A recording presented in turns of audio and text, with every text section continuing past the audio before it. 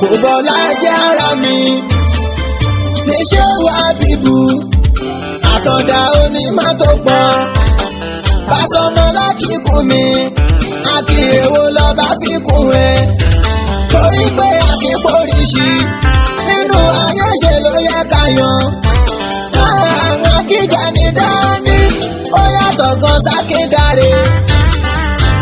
ọpẹ́ fọ́lọ́run akíyan lọ́yọ̀ ọlọ́run fún wa àṣewà bíbù dàrẹ́ lóore tó bá fi fún wa iná ló fi máa lọ ṣẹ́rọ mọ́tòkùn bí ní ọjọ́ àtọ̀dájọ́ bàbá tóbi àdàmọ́ babalágége. ni wọ́n ń pa fún wa sẹ́ẹ̀ wọ́n bí Ògún wọ́n bí Ọya wọ́n níyà wọ́n lè ní bàbá ẹ máa gún màmá lọ. So òrìṣà mean God? No. wọ́n ní ṣé òrìṣà sọ́lọ̀ ní túmọ̀ ẹni. now If you speak the Yoruba language, òrìṣà is when you have language, Olódùmarè, we put it together because Olódù tí ò kéré, we shorten it. Òrìṣà is shortened form of Òrìṣà. wọ́n ní ìfọ́ àbí ká gé ní kúkúrú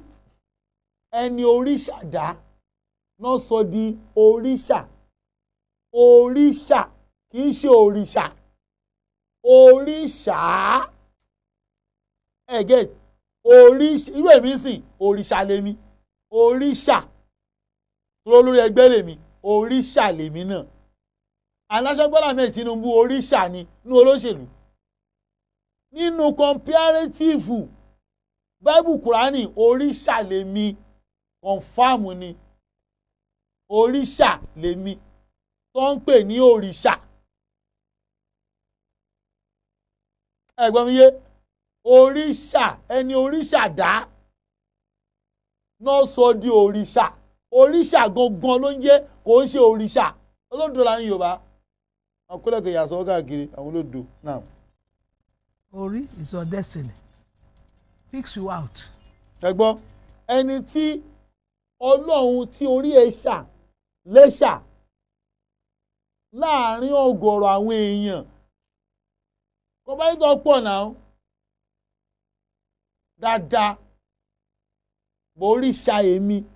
oríṣà mi dá nítorí ń pè lóríṣà kò ń ṣòrìṣà oríṣà ni ẹ̀yin olódo kò ń ṣòrìṣà oríṣà ẹni tó ríṣà. So the meaning of òrìṣà àwọn tí òrìṣà. tẹ́sígbọ́ àwọn tó jẹ́. àwọn tí oríṣà. pé Ọlọ́run dá wọn ó fún wọn lóore ọ̀fẹ́ láti ṣe nǹkan kan. tó tayọ ẹgbẹ́ wọn Ọlọ́run fún wọn ní spẹ́yìí wọ́n sọ fún yín pé Gbẹ́ngà Adébóyè òrìṣà ni nínú àwọn pèdèpèdè nílẹ̀ Yorùbá sí wa yìí o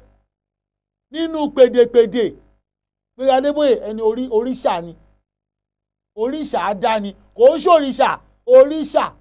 ẹni tó ríṣà dá wọn dúdú ojú wa náà. kéde òrìṣà Yorùbá ẹbí òrìṣà ó ní nǹkan tó ṣe Ògún òrìṣà ni wọn sọ pé Ọlọ́run. ṣáàtì gbọ́ Ògún òrìṣà ni wọn kì í ṣe Ọlọ́run èèyàn bí èmi àti ẹ lògún ẹ̀ẹ̀kan gbá ẹ má lọ kórè òṣì kan lọ́gọ́ má lọ epo tó yẹ kó fi jẹun má lọ dà sórí irin wọn ló ń bọ̀ Ògún àbó ń bọrin wọn ló ń ṣe ọdún Ògún àjọbọ dídírin ní ẹ lọ ń bọ irin ṣé irin lògún Ọlọ́run mo dúpẹ́ o tí ò ṣe mí lóníṣẹ́ ṣe o. làmórúkọ ìyá ẹ̀ alájẹrù jágùtà lórúkọ bàbá ẹ̀. ṣé ti gbọ́ Ọ̀rúnmìlà ìyẹn lágbára sẹ́yìn díẹ̀ kẹ́ gbórúkọ ìyá Ọ̀rúnmìlà jágùtà lórúkọ bàbá ẹ̀ ẹjẹ́ agbórúkọ ọ̀run ẹjẹ́ agbọ́. ẹbí òrìṣà ó ní nǹkan tó ṣe Ògún òrìṣà ni wọn sọ pé Ọlọ́run Ọ̀rúnmìlà mórúkọ ìyá ẹ̀ alájẹrù. orúkọ ìyá Ọ̀rúnmìlà alálẹ̀rù ló ń jẹ́ mbọ̀ ṣé rù nàbí lù mbọ̀. nǹkan tó ṣe Ògún òrìṣà ni wọn sọ pé Ọlọ́run Ọ̀rúnmìlà. Ọ̀rúnmìlà orúkọ ìyá ẹ̀ aláyẹrù ló ń jẹ́ Alayeru gbogbo wọn tó ń pa gúnṣẹ́ lọ́rùn yẹn lọ́nà ń pa o kó ta kà níwèé lánàá yẹn pé Ọ̀rúnmìlà wà tó wà lọ́rùn irọ́ náà ń pa irọ́ funfun gbòò náà ń pa ẹjọ́ ǹjẹ́ Kùránì sọ ihun tó ṣẹlẹ̀ sínú àgbà tó wà lọ́rùn ǹjẹ́ a gbọ́ ìtàn Ábúráhámù gbà tó wà lọ́rùn tí báwo tiẹ̀ sọ rárá pé gbà tí Ábúráhámù wà lọ́rùn báwo ló ṣẹlẹ̀ sí bí Kùránì ṣe jẹ́ ìwé Ọlọ́run tó kò fún wa ní làbárẹ̀ tó ṣẹlẹ̀ sí lọ́run kó tó máa bọ̀ láyé káwọn ti wàá sọ àwọn òwe táwọn kan tó kàn jókòó tó fọpọlọ gbé kalẹ̀ àtàwọn odùúrọ́ tó kàn fi dúdú ojú wa ìyá tó bí Ọ̀rúnmìlà bó ṣe gbórúkọ ẹ̀kọ́ nìyẹn oúnjẹ aláyẹrù ìyá tó bí Jésù Máríàmù ló ń jẹ́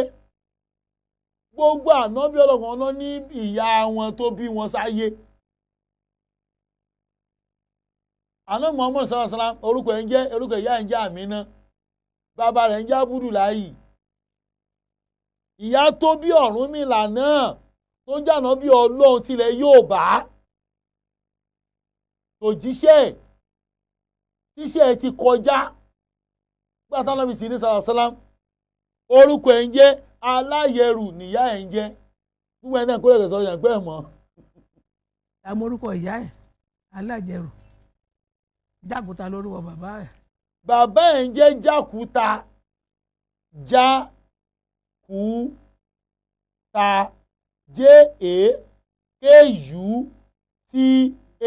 Jákúta ni bàbá Ọ̀rúnmìlà ń jẹ́ gbogbo sórí yóò tọrùn bọ̀ irọ́ náà ń pa wọ́n bí lọ́mọ ni o wọ́n dẹ̀jẹ̀ lé lórí bóyá ìdègèrè Jésù lórí wọ́n yẹ̀ ló náà lórí kí ló dáa pa fún wa wọ́n lọ kó tán ọ̀rọ̀ jọ àwọn ìyá mi máa gbọ́rọ̀ lọ jàre. Òkè Ìgbẹ̀tì náà bí sí ṣé ìyẹn lọ lọ́hùn. Òkè Ìgbẹ̀tì ni wọ́n bí sí ọmọ Òkè Ìgbẹ̀tì ní lọ́yọ̀ọ́ ọmọ Òkè Ìgbẹ̀tì ní Ọ̀rúnmìlà lọ́yọ̀ọ́ ó sọmọ lẹ́fẹ̀ ìyá jẹ́ àwọn everybody ọ̀bì Ọ̀rúnmìlà sọmọ lẹ́fẹ̀ o Ọ̀yọ́ náà bí sí Ọ̀yọ́ ṣàpọ̀yọ́ ti wà Ọ̀yọ́ wà Ilé Ifẹ̀ wà òye kankan kan ní gbogbo ẹ̀tẹ́lẹ̀ kankan náà kọ́ o ìgbà tó lè gbọ́n pín state ní Ilé Ifẹ̀ bọ́ sí Ọ̀ṣun Ọ̀yọ́ ní gbogbo ẹ̀tẹ́lẹ̀ àti Ilé Ifẹ̀ Ọ̀yọ́ ní gbogbo ẹ̀tẹ́lẹ̀ ìgbà tó lè gbọ́n pín Ọ̀ṣun state ni wọ́n yọ Ilé Ifẹ̀ sí Ọ̀ṣun tó ń fi Ọ̀yọ́ lẹ̀ lọ́yọ̀ọ́ ẹ̀ ọmọ Ọ̀yọ́ ní Ọ̀rúnmìlà Jákúta ní bàbá ẹ̀ Aláyẹrù níyà tó bí lọ́mọ ọmọ Ìgbẹ̀tì ni ìyá mi. The idea for now is somebody who is not of this world who descended from space. wọ́n ní rọ́lẹ̀ o ẹ̀jọ̀ ẹgbọ́n ìyá ní rọ́lẹ̀ ń pa kò sẹ́nìkan tó wọ̀ látọ̀run wa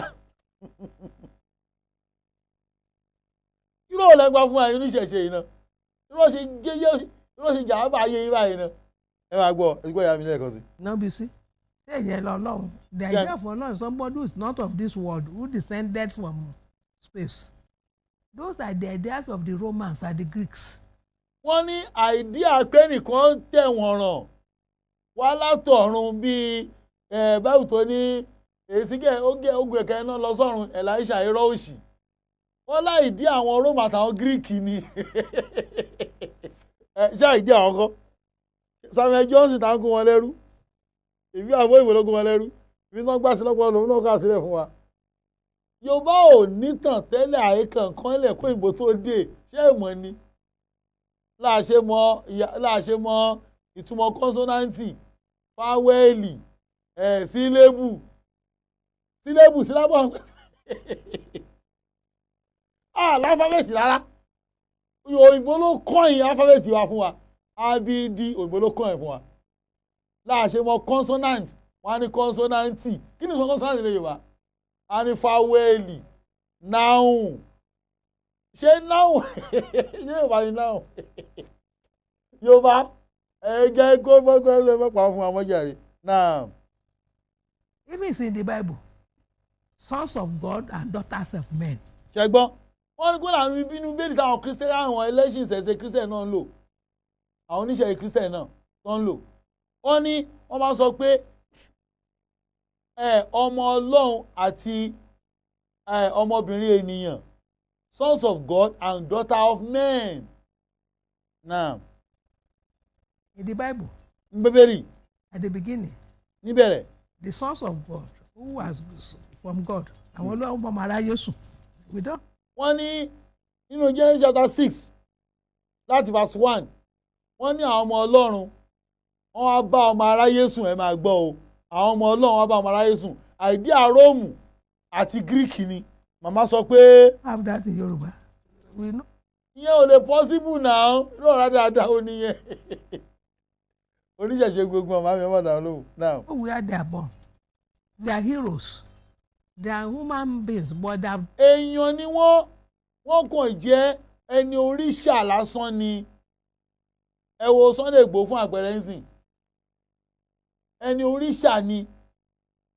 kò ń ṣe òòṣà ẹni oríṣà ni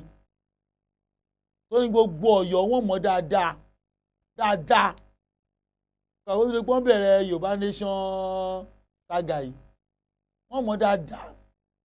wọ́n ròyìn ogun tó jà ní Mọdákẹ́kẹ́ ń gbà yẹn ló fi ní fame ló fi ní fame gbà yẹn ẹ̀rẹ́ pé ìgbà tọ́nà Yorùbá nation náà dé ó tún ní fame tó lóun ló forí kó gbogbo ìtàwọn eléyìí ń jẹ ní ìsìn àwọn olè tó ń jẹ kiri ìsìn wọn ló forí kó gbogbo ẹ̀ ó dẹ̀ ń forí kó lọ náà ni so ẹni oríṣà lòun náà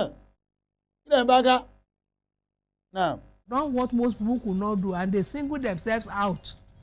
as contributors to the development of the Yoruba people. Yeah, wọ́n náà tàgbé oríṣà àdá yìí Ògún Ọya nkankan wọ́n sapá wọn láti gbélé Yorùbá lárugẹ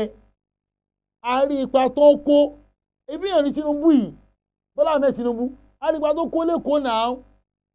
orípa iṣẹ́ wà lẹ́kọ̀ọ́ dàárọ̀ yìí orípa bàbá Latin Jákàndé ṣì wà lórípa dàárọ̀ yìí ẹni oríṣà àdá nìyẹn náà tó láàárín ipa ẹ̀ tó kó nínú Èkó yìí àtàwọn míì bẹ́ẹ̀ bẹ́ẹ̀ lọ ẹni oríṣà làwọn yẹn gbọ́dọ̀ tó bá dìbò fún tó bá wọlé ẹni oríṣà ni torí wọ́n pọ̀ tán contest Buhari tẹ̀rí yẹn ẹni oríṣà ni bórí ò bá ṣàgòní dégo president àwọn tó ń dúpọ̀ ibi kan náà tún fẹ́ dùn ní ìsìn àwọn kan nídìí àwọn kan débẹ̀ àwọn kan jẹ gbèsè wáyé ṣe wà nìyẹn ẹni bá débẹ̀ ẹni oríṣà nìyẹn kẹ bá lọ bọ́ ẹgbẹ́ dìdìrín wà ní ọpọlọ. So the idea of having many gods, no. Tẹ́rí màmá sọ pé àìdíà pé Yorùbá lọ́lọ́run tó pọ̀ irọ́ ló wà ń bẹ̀ Ọlọ́run kan ṣola ní ìyẹn ní Olódùmarè. Àmọ́ pé Ọlọ́run kan ló wà. Ọlọ́run kan ló wà. Orí Ifá lọ bá òrìṣà lọ sìn. Ọba Olódùmarè nìkan là ń gbẹ́kẹ̀lé ó wà ní Ifá. Olódùmarè nìkan la gbẹ́kẹ̀lé wa gbogbo àwọn oríṣà dá yẹn ká bọ wọn èèwọ̀ ni wọn ṣe rúnmọlẹ̀ nílẹ̀ ń bá ká rúnmọlẹ̀ kí ló rúnmọlẹ̀ bò. Olódùmarè nìkan wà lókè àwọn tó ń lọ ń ṣe bí ẹni pé tẹ́ bá wo àwọn church St. Matthew's Day St. Paul's Day ṣé Ọlọ́run ní St. Paul. àbí òṣèlú sọ St. Paul November 1 All Saints Day St. Paul. gbogbo nǹkan tẹ́ ń pè ní St. Paul St. Peter yẹn èèyàn ni wọ́n. oríṣà làwọn náà bọ́ ṣe wá yẹn St. Paul St. Peter St. Janet St. kìnìkan St. gbàsánàwó ẹni oríṣà làwọn náà torí pé orúkọ wọn pọ̀ disciples pọ̀ náà èrò pọ̀ lẹ́yìn Jésù ó yẹ yáwọn ẹnìkan torí pé iṣẹ́ tó ń ṣe lẹ́yìn Jésù iṣẹ́ takuntakun ni láyé ṣe dì wọ́n mú táwọn kẹfẹ́ tún fi wọ́n yangàn wọ́n fún wọn ní saints. torí pé wọ́n ṣe nǹkan pàtàkì that is it torí wọ́n ṣe nǹkan pàtàkì they contributed their immense efforts to the development of Jesus religion tó ṣe ìsìlámù kò yẹ Christianity o wọ́n ka ìtàn pé àwọn ilé tíra lẹ́yìn Jésù ẹwà àwọn Umar Usman Ali Abubakar àtàwọn bẹ́ẹ̀ bẹ́ẹ̀ lọ kódà ẹni tó ba ayé jẹ́ Muawiya lẹ́yìn ànábì ẹ̀pẹ́ orúkọ ẹ̀ náà wà nílẹ̀ tó ba ayé jẹ́ tó pa àwọn ọmọ ànábì ẹ̀pẹ́ wọn náà parẹ́ òun náà contribute one way or the other síbàjẹ́ ẹ̀kílà ń bá ká. bẹ̀rẹ̀ la fi ń pè wọ́n ní saint so àwọn tá à ń sọ yìí torí pé ń gbé nǹkan ṣe nílẹ̀ Yorùbá tó jẹ́ ká lọ síwájú la fi ń pè wọ́n lórìṣà. That is it. So the translation of òrìṣà is saint and èèyàn ló dẹ̀ sọ̀yàn ní saint up to today pope ló ń pè yàn ní saint Ọlọ́run ò dá saint ẹ̀dán pè ní saint yẹn èèyàn ni kì í ṣọ̀rọ̀ ló ti wá. bẹ́ẹ̀ni. àwọn tó jẹ́ àpọ́nlé àwọn tiẹ̀ torí pé wọ́n ṣe nǹkan dáadáa fún bẹ́ẹ̀ni àwọn olórìṣà wọn kì í ṣe Ọlọ́run small god Ọlọ́run kékeré kí ló ń jẹ́ bẹ́ẹ̀. kí ló ń jẹ́ bẹ́ẹ̀. kò sọ Ọlọ́run lásán Ọlọ́run kan ló wà. that is it. ẹ ṣeun ìyá mi jàre ṣe ti gbọ́ ilé tí ò dùn yín máa kó lẹ́kẹ̀ ìyàsọ́ káàkiri rẹ̀ ìṣàkíyàkà ló ti fẹ̀ ṣàṣe o àbólé làgbà ló ti fẹ̀ áhùn rọ́lẹ̀ ń pa ẹ bọ́lẹ̀ mẹ́ẹ̀ ayé ti lajú you don wake up now ẹ jẹ́ wá lọ sí compare and contrast báwo lèèyàn ṣe ń jẹ́ mùsùlùmí báwo la ṣe ń gbà síláàmù ṣé a máa ń sọ pé ọ̀gbẹ́ wá ìyá ẹ bàbá ẹ mùsùlùmí ni o gbọ́dọ̀ gba ìsìláàmù dandan ni ṣé a máa ń sọ bẹ́ẹ̀ irọ́ o wọ́n gba ìsìláàmù bẹ́ẹ̀ o wọ́n ń gba ìsìláàmù máa fi wọ̀nyí wọ́n ṣe ń gba ìṣẹ̀ṣe ẹ̀ ń nà ẹ̀ mọ̀ lálẹ́ yìí náà ẹ wá rí i pé wọ́n kàn ń gba ayé ni wàláhì tàláhì Quran chapter 2 ẹgbẹ́ ni ẹ Muhammadu ó mú dà sọ́wọ́ ọ̀tún ó mú Quran sọ́wọ́ sí irọ́ òsì irọ́ lẹ pa ẹgbọ́n tí Quran sọ ọlọ́ni kò sí fífi ipá múni nínú ẹ̀sìn láì kòró àfi dín kò sí jẹ nípa. You must not compel anybody to become a Muslim. Kódà dórí pé fún àpẹẹrẹ Jamiu rè Muslim rè mí sìn. Mo á rí ọmọ Christian kan tó wù mí gan. Mo like ọ̀nà dẹ̀ like mi dákú. Wọ́n á ní Rebecca, I love you. Ní Jamiu, I love you too. I can die because of you. Má die. Ó wá ní tí wọ́n á sọ pé wá o, tí wọ́n á fẹ́ mi. You know I love you, I love me. Ṣé wàá di Muslim? Tí bá gbólóhùn ẹ pẹ́ náà Ọlọ́run ní foríjì mi. Torí pé mo fọ́ sí ẹ̀, mo fi ìfẹ́ tán jẹ wọnú ẹ̀sìn mi ni. Kò dẹ̀ gbọ́dọ̀ rí bẹ́ẹ̀, èèwọ̀ ni. A gbọ́dọ̀ ṣeré ní Ìsìlámù. Tí wọ́n ti wá sọ pé yá your life or be a Muslim láéláé. Ọlọ́run ní kò sí ìfagbára mú nínú ẹ̀sìn o ọ̀nà títọ́ ó farahàn kúrò nínú ìṣìnà nítorí náà ẹni tí ó bá kọ̀ tèṣù tí ó gba ti Ọlọ́run gbọ́ ó gbá okùn tí kò lè já mú ó gbá mú tó ẹni pé wọn ìfipá fún yàn lẹ́sìn ní Islam wọn ìfipá fún yàn ní Islam láéláé ayé ẹ̀yẹ tó wáyà mí wà. Nínú Quran chapter 10 Surah 2 Yunus verse 100 ọlọ́ni ẹ máa gbọ́ ọlọ́ni ẹ̀mí kan kò lè gbàgbọ́ àbí pẹ̀lú ìyọ̀ǹda Ọlọ́run ó sì ń fi ìyà lélẹ̀ fún àwọn ẹni tí kò ṣe làákàyè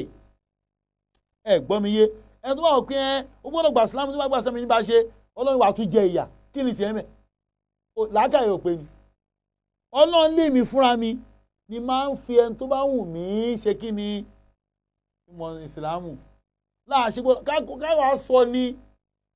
ẹni tí ó gbọ́ ó gbọ́ ẹni tí ó gbọ́ ò ní gbọ́ àwọn ọ̀lẹ́ gbogbo pé you must ẹ̀ṣẹ̀ látúndá ìṣẹ́yìn ni látúndá ìjẹun tí máyà kan wá sí ká lè mọ̀ pé kéèyàn jẹ́ Muslim is not by force. Quran chapter 2 àákànmá chapter 6 verse 1 to 5 a máa bá sọ ni a gbọ́dọ̀ jẹ́ ń pa ẹ̀ máa gbọ́ Ọlọ́ni ẹni tí Ọlọ́run bá fẹ́ fi mọ̀nà yóò ṣí igbá àyà rẹ̀ fún ìsìlámù wọ́n pé ẹ wá gba Islam irọ́ o ẹ wá gba Islam irọ́ o òun ló máa voluntarily pẹ̀lú tí ẹ sọ yìí mo dẹ̀ gbádùn ẹ̀ mo fẹ́ gba Islam ó máa inú ṣé bóyá sọ yẹn Ọlọ́run ṣí igbá àyà ẹ̀ ẹ̀yin kó lẹ́ẹ̀tàn sórí stéèjì ẹ̀yin kó lẹ́ẹ̀ máa tàn wá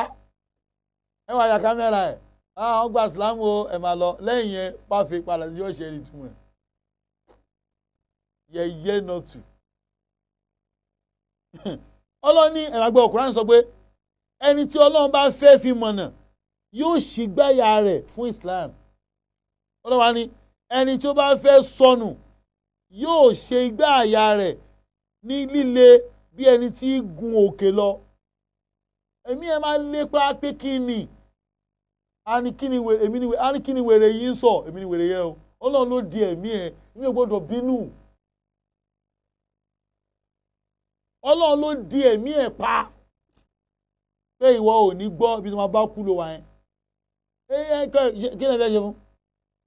ṣé bó ṣe ń lálì mi yẹn torí àwọn kan àti inú ń ru lọ́wọ́lọ́wọ́ báyìí torí inú tó ń ru ẹ̀ yẹn Ọlọ́run ló ká lára ẹ̀ bẹ́ẹ̀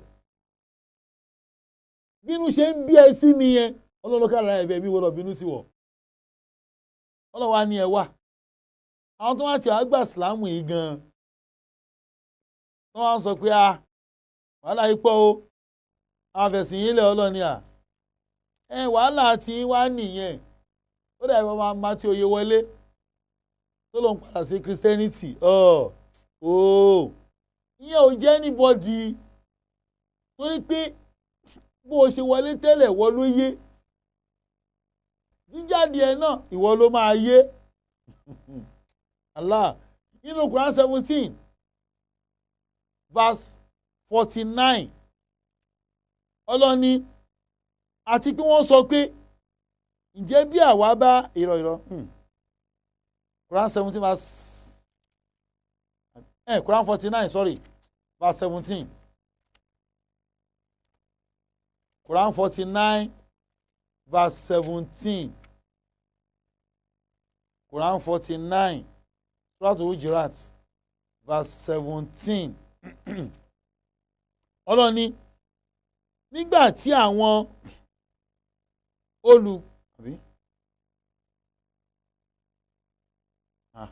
okay sorry 50 lè ìjà rẹ̀ 49:17 ẹ máa gbọ́ ọlọ́ni wọ́n yóò máa ṣèrègùn fún ọ fún ànábì sallallahu alaihi wasallam àti àwa náà tá à ń sọ̀rọ̀ ìpèpè tá à ń ṣe pèpè torí tọ́lọ́run tà nábì tá à pè torí pé wàá gbà sílámù ọlọ́ni wọ́n máa ṣèrègùn fún ọ nítorí pé wọ́n gbà sílámù sọ pé jẹ́ òye wọn o ẹ má wulẹ̀ ṣèrègùn fún mi o nítorí gbígbà sílámù yín ṣùgbọ́n Ọlọ́run ni ẹ ó ṣèrègùn fún nítorí pé òun ni ó fi yín mọ̀nà síbi ìgbàgbọ́ òdodo tí ẹ̀yin sì jẹ́ onígbàgbọ́ òdodo. So kí ni tèmẹ̀? verse 18 wọ́n dájúdájú Ọlọ́run mọ ohun tí ó pamọ́ sínú sánmọ̀ àti ilẹ̀ àti pé Ọlọ́run ni olùrí àti olùṣe. Allahu Akbar. Ọlọ́run ní tẹ́ ń ṣe náà bẹ́ẹ̀ ti gbàgbé. So wọ́n ẹ fipá fún yàn ní ìsìlámù. Ẹ wá wò ṣẹ̀ṣẹ̀ o. Wọ́n fẹ́ gbà ìsìlámù. Wàá kùnà sókè pé àṣàdù mo jẹ́rìí pé kò sí ọba kan àyàfi Allahu mo dẹ̀ jẹ́rìí pé àná Muhammad òjíṣẹ́ Ọlọ́run ni ẹrúsìn ẹni ó tán o. Ó ti di Muslim nìyẹn. Anybody dẹ̀ ló lè ṣe é kò yọ anyone lẹ̀ ẹ wọ́n bọ́n ṣe ń wọ ẹgbẹ́ awo sọ́rí tó ń gba ìṣẹ̀ṣe bó ṣe wà láti bídé gbogbo ayé nìyẹn. pé kí ló tiẹ̀ wà náà page 14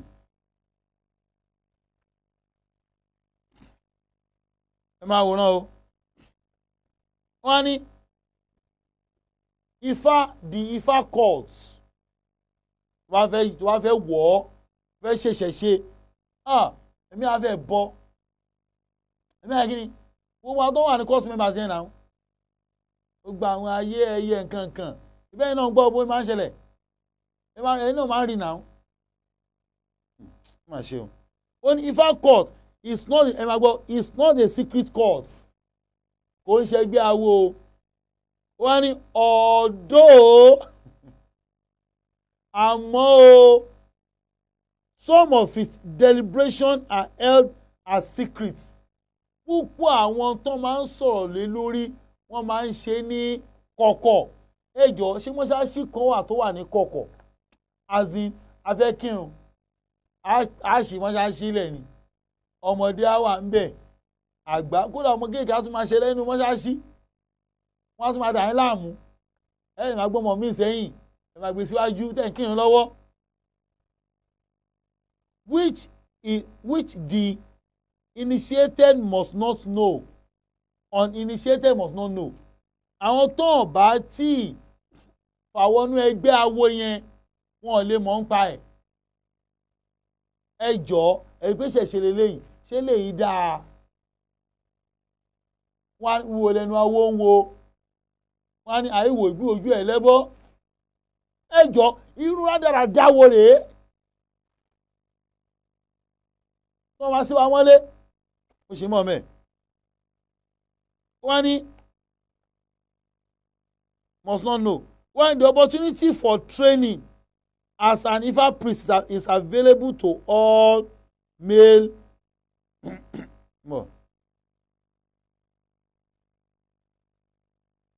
to all male children and adults throughout Yoruba land. There are some female diviner who are sometimes called Ifa priests. Wọ́n ní láti kọ́ ẹ̀kọ́ Ifá ẹ̀kọ́ ọmọ lọ́nkéwú dọ́lọ́gbọ́n ní kékeré tó ṣe ìsìlámù dọ́lọ́gbọ́n ní kékeré tó ṣe ìsìlámù wá ti mọ Fátíà Yasin máa ké lọ tọ́ a èmi ètò ìwà ló máa kéwú létà ni o fẹ́ gbọ́ èdè yẹn dáadáa ni ẹ máa gbọ́ o ó wá ní ọkùnrin lè ṣe ó wá ní obìnrin náà máa ń ṣe o ó wá ní who are called Ifa priests tó máa ń pè ní Ifá àwọn onífá wọ́n ní but they do not belong to the inner core of court member. ẹ jọ síbi kan wà ní ìsìlámù tóbìnrin ò lè dé ṣá àfi ipò mọ́mù nìkan kò lè kírun fún wa nìkan bó lè rí mímbàrí mọ́mù o àlejò kọ́mítì ni o kọ́mítì wọ́n yá sí kò sáwọ́ mẹ́ obìnrin wà tó jẹ́ kọ́mítì wọ́n jẹ́ woman leader wọ́n jẹ́ tó gbẹ́ kiri kan bọ̀ nínú awo nínú ìṣẹ̀ṣe àwọn ẹ̀kọ́ àtọ́bìnrin ò lè dé wọn bí wọ́n dá ẹ̀wọ̀n tó máa ń sọ ni wọ́n á ní obìnrin tó ń bá forí kò rò á gbé ṣe rí ọ̀rọ̀ yẹn ìṣẹ̀ṣe lòun náà bó tilẹ̀ jẹ́ pé erémọdé ni wọ́n kàn ń forò dàlúrú lásán ni kò sí ọ̀kan ń gbòòrò ìgbòòrò márùn ló wà lọ́sọ̀ọ̀sà ìlú mi ìgbòòrò márùn ló wà ní ìgbòòrò márùn wọ́n ń bọ́ ẹni tì í mbẹ̀ àwọn ọ̀sà ní Jamiu Tunde yes ìgbòòrò márùn ló wà lọ́sà ìgbòòrò márùn mo ṣe wàhálà kan jọ kan ó wọ kankan báyìí ni kí la bá ń bẹ̀ irun ẹdìyẹ ẹ̀jẹ̀ ewúrẹ́ ṣé wọn bá ti kọ́ wọn fẹ́ ṣòro ẹgbẹ́ láti sá wọlé. a ní ọba kan nífẹ̀ẹ́ dárúkọ ọba yẹn rí Àwùjalẹ̀ Ìjẹ̀bú Òde ló ń pa ìtànjọ́ kan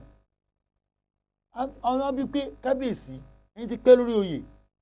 you are over 60 years kí ló bí orò ṣé rí orò ilẹ̀ Ìjẹ̀bú lóró ti bẹ̀rẹ̀ Ìjẹ̀bú ló dá orò ó lẹ̀ máa wí náà nínú 16 òòṣà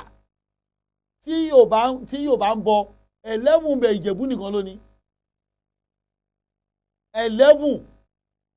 nínú ọdún tí Yorùbá máa ń ṣe o gbogbo Igbódù kìíní kan ìgbà kan awọpa Ìjẹ̀bú ló ní gbogbo àwọn yẹn ilẹ̀ Ìjẹ̀bú ló ti ṣẹ̀ wá àwa gángan lò ṣà wọ́n máa ń ṣàánú irú wa àánú ńlá ni o wàhálà àánú ńlá ni wàhálà àánú ńlá ni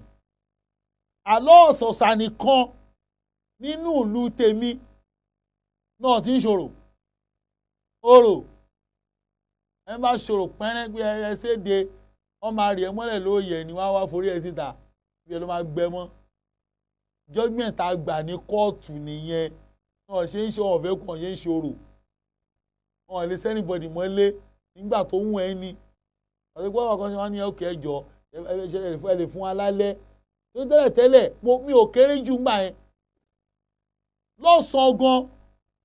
èmi ni máa gbé ẹni jáde tí máa sá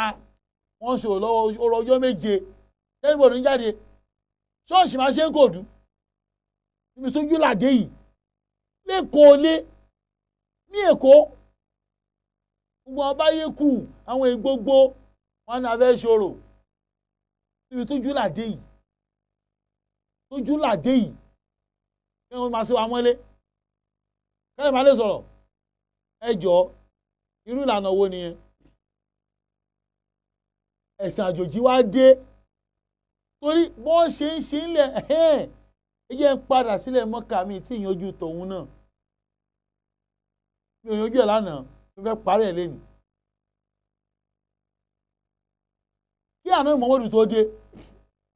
sallallahu alaihi wasallam ìṣẹ̀ṣe ni wọ́n ń ṣe ní Mọ́kà tí ò rújú òòṣà 360 ni wọ́n ń bọ òòṣà ojúmọ́ kan òòṣà kan nílẹ̀ Mọ́kà kò sí má sọ fún yín Yorùbá ò kí ń bọ òòṣà kó odò àtòkórí ibú wá bá wa Yorùbá ò bọ òòṣà o Yorùbá ò bọ òòṣà gbogbo kà fún yín lánàá ìpìlẹ̀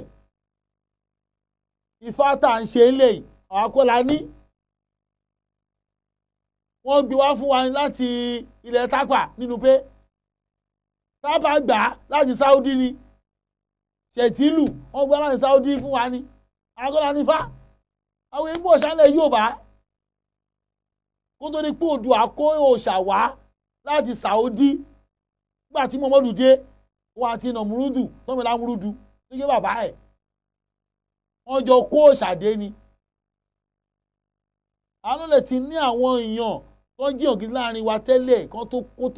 tó kórè ti ẹ̀ dé ṣé odò àtọ̀run mi làṣọjọ́ ló gbà ni wọ́n mi àti wàásù fún wa dáadáa ti gbà tọ́lọ́hún láti bọ́ ọ̀ṣà àgbà tó ń tún kó ọ̀ṣà wá bá wa tó tún bá yé wa jẹ́ tó dá a padà sẹ́yìn tó dá a padà sí àná tẹ́sí àárọ̀ tó wá ń ṣèdè mọ́ra wa táwọn fi hàn rúbọ kiri mo ní káàdọ́bì tó dé ìṣẹ̀ṣe náà ṣe Mọ́kà Muhammadu wá gbé ẹ̀sìn àjòjì dé bàbá tó bí ànábì ẹ̀sìn ìṣẹ̀ṣe náà jọ ń ṣe ìyá ìṣẹ̀ṣe náà jọ ń ṣe ntọ́mọ̀ nìyẹn tó rọrùn ni wàásù fún wọn pé n tẹ́ ń ṣe yìí kò bá láǹkàyè mu ìṣẹ̀ṣe náà wà Mọ́kà dáadáa tọ́ra Mọ́kà bá lè gbé ẹ̀sìn àjòjì láàyè tọ́wọ́ ni Yorùbá tó ní wá kú bí iṣu tọ́wọ́ ni àwọn bàbá wa ibi tó wọ́n dìdìrìn dé wọ́n ní àwọn ará Mọ́kà gan wọ́n tọ́jú ìṣẹ̀ṣe wọn ìsìlámù yẹn ẹ̀rí pé ìṣẹ̀ṣe wọn dìdìrìn kò ń ṣe ìsìlámù ṣẹ̀ṣe kò ń ṣe ìṣẹ̀ṣe wọn o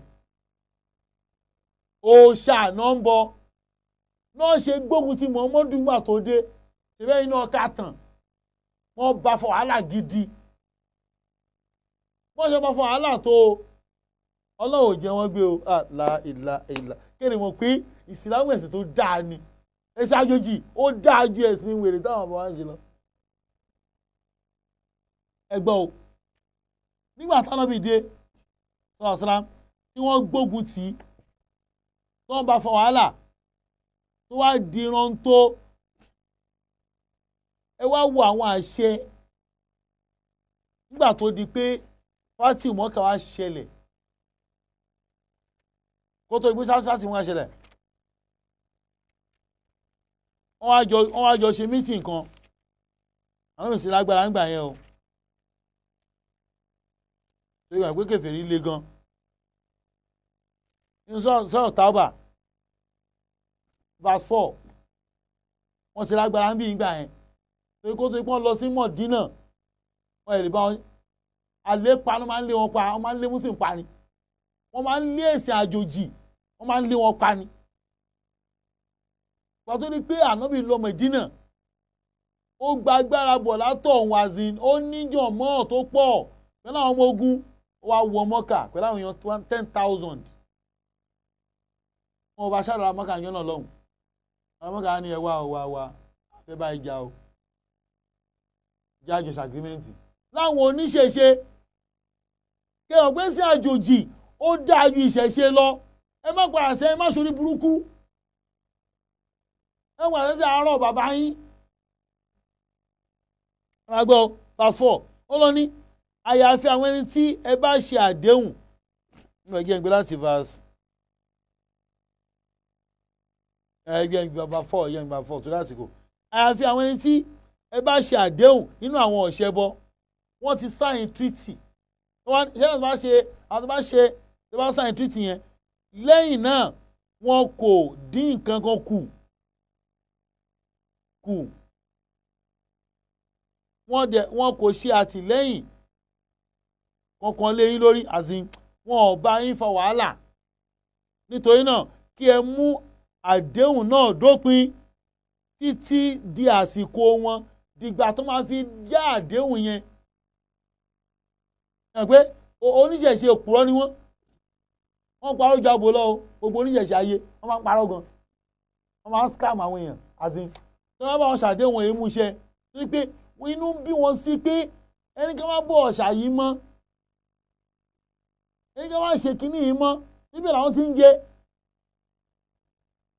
now ẹ̀tọ́ àwòrán tó wá fún ìwárí àdéhùn nìyẹn o nígbà tá a tún wá dé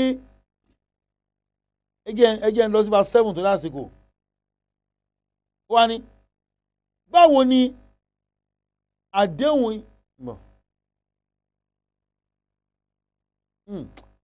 jẹ́ máa kà lọ verse 5 nígbà tí àwọn oṣù àbọ̀wọ́ bá lọ nígbà náà kí ẹ pa àwọn ọ̀ṣẹbọ torí pé wọ́n ti ṣe àdéhùn nìyẹn wọ́n ti ṣe ó yá ẹ bẹ̀rẹ̀ ogun padà ní àyèkáàyè tí ẹ bá bá wọn kí ẹ sì mú wọn kí ẹ há wọn mọ́ kí ẹ sì jókòó lé wọn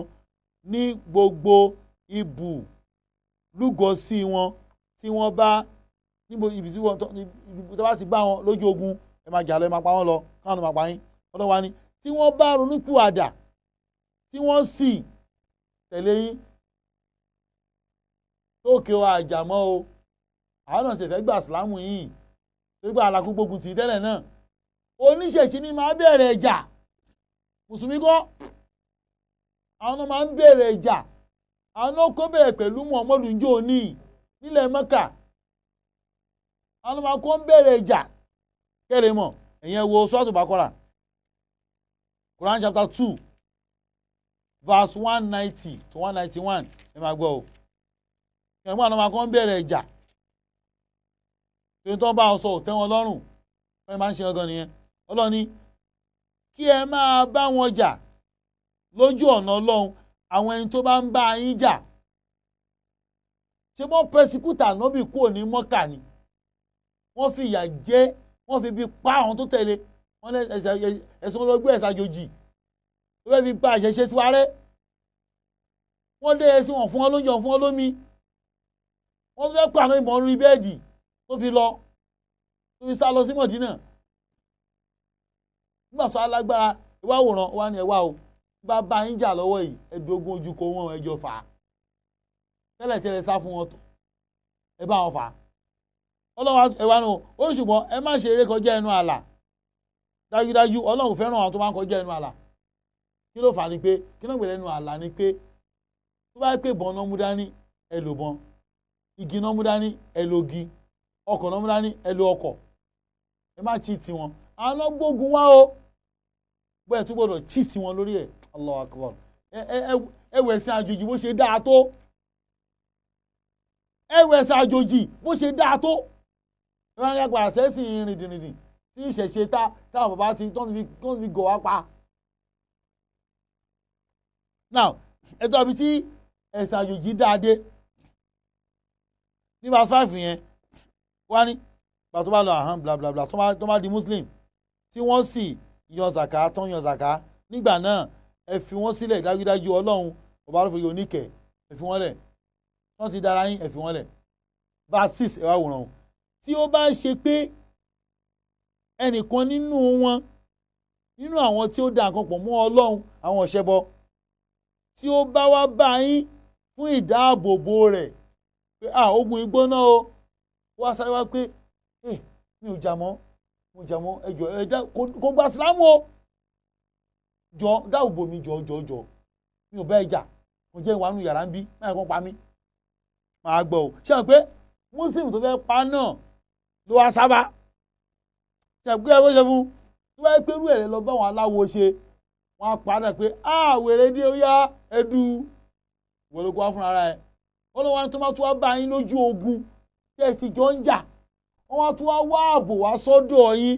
pé sí àjòjì dáa gan ọlọ́wọ́ àjẹpá àṣẹ́yìn máa fi kó láyé iṣẹ́ wẹrẹ wo dágbára sínú ìṣìnà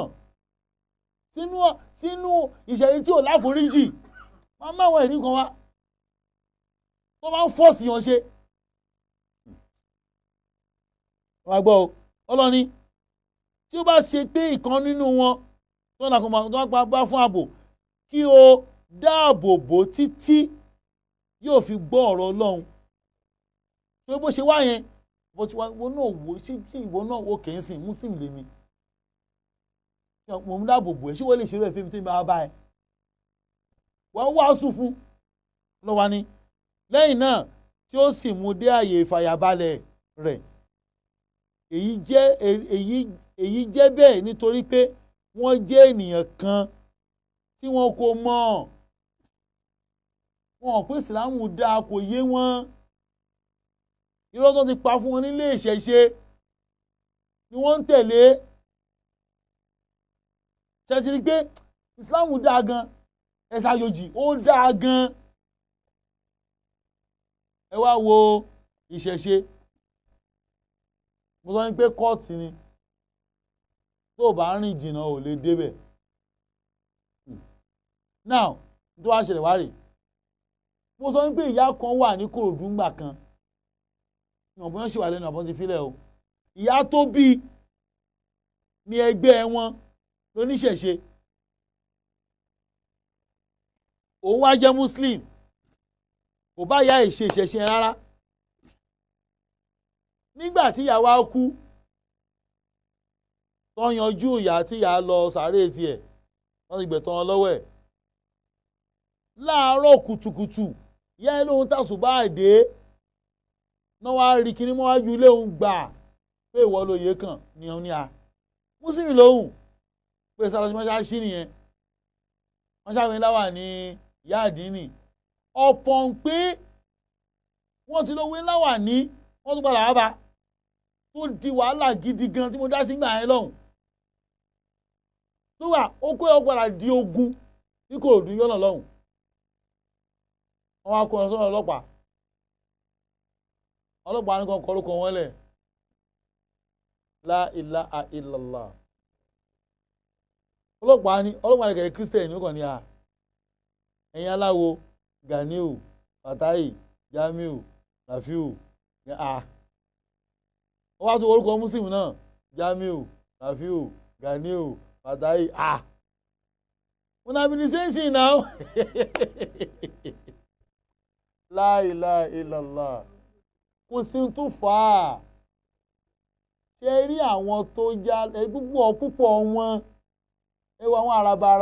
araba yẹn bíi Karimu bíi Saidi bíi Seidu wọ́n máa ń jókòó wọn nìyẹn o wọ́n já láwo confam ẹ mọ̀ tó fà á ṣé láwọn tó sọ wọ́n lórúkọ ń gbà wọn àfáà ni àwọn olùṣèwà sí ní Pẹ̀rú níbi 10 years ago ń gbà yẹn mo ní ẹ má sọ wọn lórúkọ mọ́ o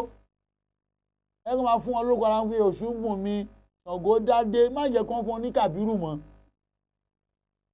má jẹ́ kán sọ wọn ní Fàtáì mọ́ wọ́n sọ wọn ní Jámíù mọ́ ẹ wo lórí ẹlẹ́yẹ Èkó náà Kàbírù kọ́ ló ń jẹ ni Kàbírù Adéṣínà ọmọ Òṣòdì àbí bó ṣe pé ẹ̀yọ̀ ọ̀rẹ́ ọmọdé ni wọ́n mọ̀ sọ́ di nǹkan gidi wá dílé Yorùbá máa sọ ní nǹkan míì ni ewé eégún òkúta ta tí ó tà lọ́jọ́ tí wọ́n dájú wọ́n pèlè eégún òkúta òdòjà tí ó tà ẹ̀yin ẹ̀ wo ọ̀làjú tí ẹ̀sà yìí á mú wá bá wa tẹ́lẹ̀ nílùú Mọ́kà tó òòṣà ti wálẹ̀ Yorùbá wọ́n máa ń pa twins ni wọ́n dáa ń lé Ìgbò máa ń pa twins ni ìbejì wọ́n á bí tún ìbáyìí wọ́n bí ní pé abomination ilé pa Mary Slessor léèṣẹ̀ wàá dá kípa twins nílẹ̀ Ìgbò ìgbà táwọn bíi ìdí sọ̀rọ̀ sálám ló dá pípa ìbejì dúró lọ Mẹ́kà òun là fi ń pàbejì ńlẹ̀ tí wàá ń bí alómi ló stop ẹ̀ ideology yẹn ní òdu òrí gbédébí àbọ̀ máa pàbejì ńlẹ̀ yìí náà ni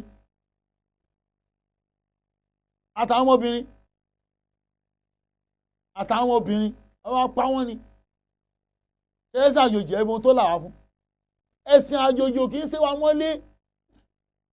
tọ́wọ́ lọ jímọ̀ ń gbàgbọ́n máa rìn káàkiri ìlú ni tọ́wọ́ fẹ́ ṣòro wọn máa ṣe wa mọ́lé